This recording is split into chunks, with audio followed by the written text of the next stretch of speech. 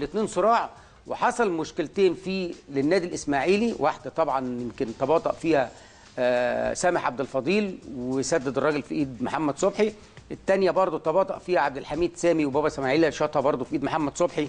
فهنا الخوف والحذر من رأسي حربه بتوع اهلي شندي. النادي الاسماعيلي لازم يبقى واخد حذر، لازم ارتداد وسط ملعب النادي الاسماعيلي. ده يعني شبه انفراد. ما هو بص شبه انفراد يعني برضه في تباطؤ. في تباطؤ واحنا على اساس ان هو في جنب من الجناح، واحنا كنا في مواجهه محمد صبحي جوه. واحنا كنا المشكله دي قالنا من المباراه الاولى ان في تباطؤ في ظهر الدفاع الاسماعيلي من سامي عبد الفضيل وعبد الحميد سامي. عشان كده الكابتن صبري منياوي لعب بليبرو هناك. النهارده ما بيلعبش بليبرو، بس لازم يبقى في حذر من سامي عبد الفضيل وعبد الحميد سامي. لازم الاثنين يبقوا النهارده واقفين. احنا قلنا ده قبل الماتش يا كابتن. ما هو في خطوره، يعني في خطوره على مرمى النادي الاسماعيلي. فرصتين النهارده في منتهى الخطوره كان ممكن اهلي شندي يستغلهم. استغلهم زي ما قلت لك في سرعات من مدثر على يمين راس الحربه وبابا اسماعيل راس الحربه الثاني، وبعدين بيكمل بسيره بامبا بيكمل تحتيهم. ففي عناصر سريعه جدا. انا عايز ارجع بالكره دي بعد اذنك يا محمد. فارق السرعات واضح يا كابتن فتحي. يعني بص الكره دي ده قبل لعب الاسماعيلي. بص اتلعبت. لعب الاسماعيلي الاول. ما هو بص ده بص عداه وخد الكوره منه. في سرعات. ما انت النهارده ليه؟ النهارده السرعات برضو انت لازم النهارده تبقى عامل عمق صح، واقف صح، شايف النهارده الكوره. يبقى انت عارف بنقول عليه احنا في عرف الكوره النهارده تستشف النهارده الراجل اللي معاه الكوره هيعمل ايه؟ هيلعب كوره طويله. فانت النهارده لازم تبقى واقف صح. لازم النهارده الراجل المهاجم ده قدامك، لو انت حسيت ان في سرعات من اول دقيقه لازم تبقى عارف، ولازم تبقى مقدر سرعاته، ولازم تبقى واخد حذر الحته دي. ولكن زي ما قلت لك اهلي شندي هدد نادي الاسماعيلي في كورتين في منتهى الخطوره. النادي الاسماعيلي هدد اهلي شندي في كرات الثابته فقط لا غير، فقط لا غير. على العموم كابتن حمزه الجمل برضو يعني حابب تعقب على الشوط الاول وتقييمك لاداء الاسماعيلي واهلي شندي في الشوط الاول. لكن زميلنا محسن محمود على ما يبدو في استاد الدفاع الجوي ومعه كابتن سعفان الصغير المدرب حراس المرمى النادي الاسماعيلي هيتكلم في تفاصيل اكثر. الاستوديو التحليلي كابتن حمزه الجمل الاول. معك الميكروفون يا محسن. يتعادل في الشوط الاول مع اهلي شندي في البطوله الكونفدراليه. زميلي خالد احنا قلنا قبل الماتش اللي سمعنا اللي فيه مشكلات، المشكله اللي احنا ما كناش عايزين نقولها وعايزين نتكلم، سامعين من بعض الناس هنا من الاسماعيليه اللي فيه مشكله للجهاز الفني وفي قرار برحيل الجهاز الفني بعد هذه المباراه ايا كانت النتيجه. احنا مش عايزين كنا نتكلم ونخوض في هذه المشكله قبل المباراه. يعني نقول خوفنا ويعني قلنا حرصا على نادي الاسماعيلي وتركيز نادي الاسماعيلي، ولكن كنا حريصين معانا يكون واحد من ابناء الاسماعيلي المخلصين ومدرب حراس المرمى كابتن سعفان الصغير. للتوضيح اكتر كابتن سعفان برحب بيك. ويعني بعيدا عن الشوط الاولاني في مشكله ولا مفيش مشكله؟ انا برحب بيك الاول، برحب بالكابتن خالد لطيف والكابتن فتحي مبروك والكابتن حمزه جمل. هو اي نادي في الدنيا بيبقى فيه مشاكل، واي مجلس اداره في الدنيا بيبقى فيه مشاكل، بس هي المشكله ان احنا عندنا بنزودها شويه. هو مفيش مشكله ولا حاجه. عمر جمال طبعا مصاب من بعد مباراه اهلي شندي الاولى اللي كانت في السودان. ما جهزش لغايه دلوقتي. في اخبار اتقالت امبارح ان عمر هيمضي في اهلي طرابلس ليبيا. انا بقول له مثلا يعني اي لعيب مش عايز يكمل مع النادي الاسماعيلي دي حاجه بترجع له هو، ربنا يوفقه بالتوفيق. اهم حاجه بس عندي ان انا اطلع النهارده من المباراه كسبان، لان طبعا يعني انا بتمنى ان احنا نعوض الاخفاق اللي اخفقناه في قبل نهائي في البطوله العربيه مع اتحاد العاصمه. في مشاكل هنا وهنا وهنا، بس الحمد لله اللعيبه لما بنيجي اي معسكر او معاهم جهاز فني وجهاز طبي وجهاز اداري كلنا بنركز في المباراه، سواء مباراه دوري عام او مباراه افريقيه. ان شاء الله اتمنى النهارده الشوط الثاني ان شاء الله الاسماعيلي يعمل نتيجه كويسه.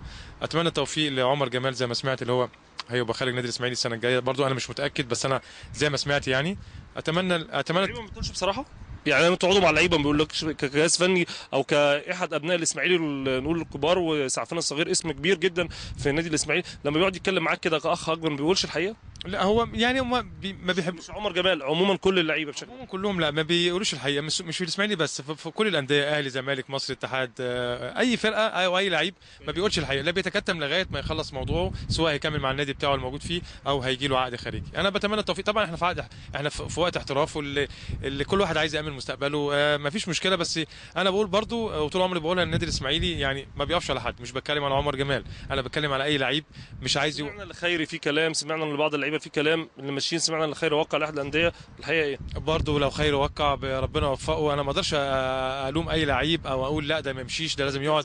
الجهاز الفني في مشكله، الجهاز الفني فعلا ماشي الكلام اللي بيتقال واللي اتقال هنا في الكواليس واحنا قاعدين، اللي مجلس الاداره خد قرار باستبعاد الجهاز الفني كله ايا كانت النتيجه النهارده؟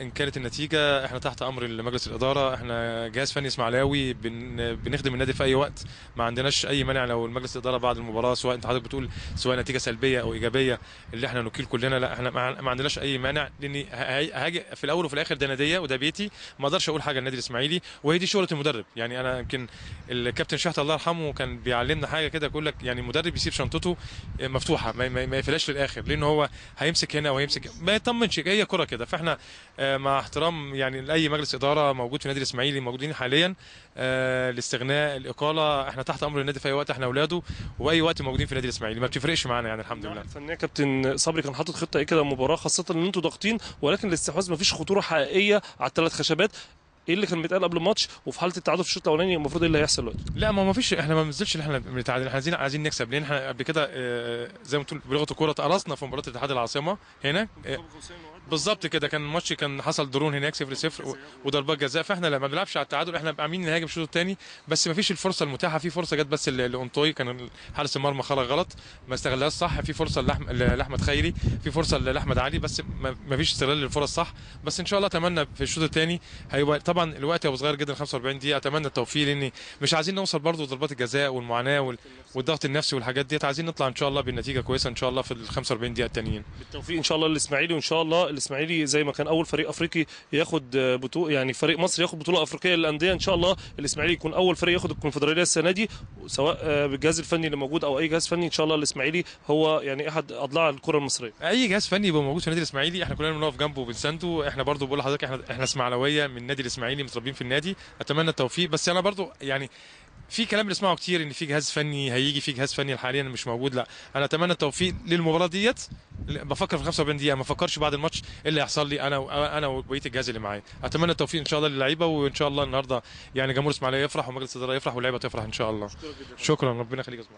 مشاهدينا الكرام احنا كنا معاكم ما بين الشوطين، مباراه الاهلي واهلي شندي، مباراه الاسماعيلي واهلي شندي في البطوله الكونفدراليه، وانتهى الشوط الاول التعادل السلبي. نتمنى باذن الله فوز الاسماعيلي في 45 دقيقه جايين، والاسماعيلي يصل في هذه البطوله كما وصل كاول فريق مصري لنهائي هذه البطوله، ان يفوز الاسماعيلي كاول فريق مصري يفوز بالبطوله الكونفدراليه. بشكركم مشاهدينا الكرام لحسن المتابعه، والان عوده سريعه للتحليل واستاد النيل الزميل العزيز خالد لطيف، ونجوم الاستوديو التحليلي الكابتن حمزه الجمل والكابتن فتحي مبروك. بشكرك يا محسن، وبشكر زميلنا المعلق الرياضي كابتن محمد ابو عوف في الشوط الاول. كابتن حمزه يعني بعدنا شويه عن الفنيات مع الكابتن سعفان، وتحدث عن بعض مشاكل النادي الاسماعيلي اللي احنا تناولناها قبل اللقاء، مش حابب ادخل فيها مره ثانيه. خلينا في الناحيه